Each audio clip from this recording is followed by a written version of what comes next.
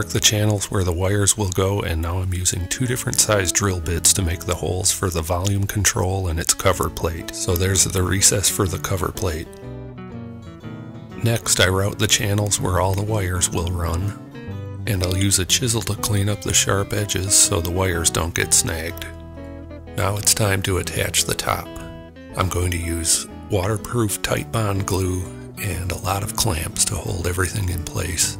And while I'm clamping, I want to be sure the center line of the top is aligned with the center line of the mahogany back.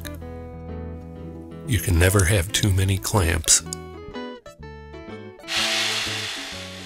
After the glue dries, I'll use a couple different sanders to clean up the edges of the body.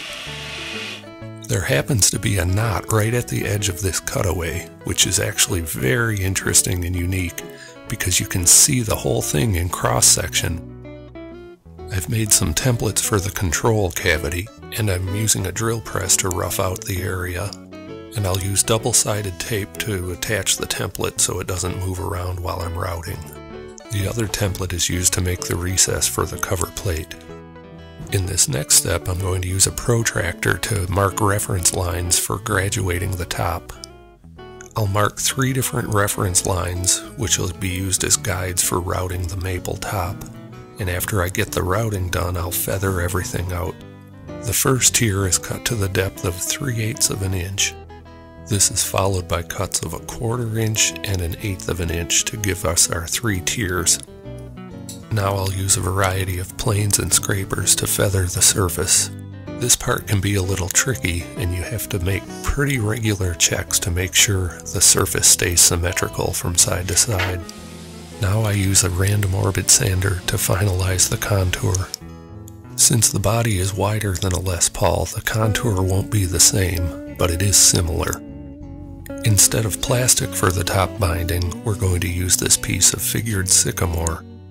To bend the binding, I use a propane torch to heat a copper pipe, and then I wet the wood and gently rock it back and forth to mold it to the shape I want. The diameter of the pipe is wider than the horn of the cutaway, so I have to improvise something in order to get the binding bent around it. I've cut out this scrap of maple to the exact shape of the horn, and I can press the wet binding into this shape and clamp it in place until it dries. I finish the rest of the binding by hand and check it against the shape of the body as I go along. Now it's time to route for the binding. I have a beveled base on the bottom of the router to help keep the machine perpendicular to the surface of the body with the contoured top. I'll clean up the channel with a file and sandpaper, do a test fit of the binding, and then I'm ready to glue. In addition to the sycamore, we're using 3 layers of black, white, black wood veneer, which also have to be sanded before they can be installed. I apply a layer of glue to each of the purfling lines and the binding, and I put more glue in the channel, and then I hold everything in place with tape until the glue dries. I use a lot of tape to assure that there are no gaps in the binding. Now we're ready for planing and scraping the dried bindings. Be careful with this step because you can always take more wood away, but you can't put it back on once it's gone.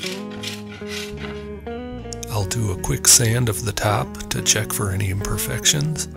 Once it looks good, I scrape and sand the sides of the binding.